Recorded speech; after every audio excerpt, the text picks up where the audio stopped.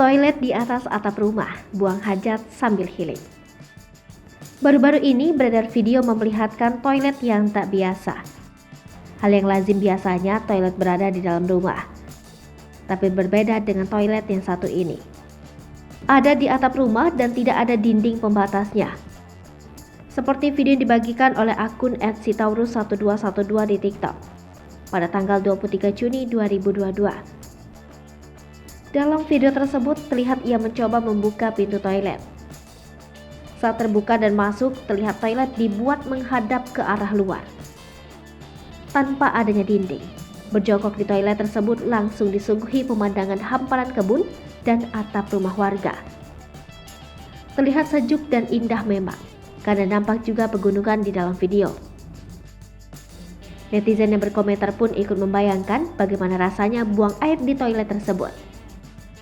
Ada yang menyebutkan bisa buang air sambil healing. Ada juga yang menebak-nebak suasananya pasti sejuk dan segar.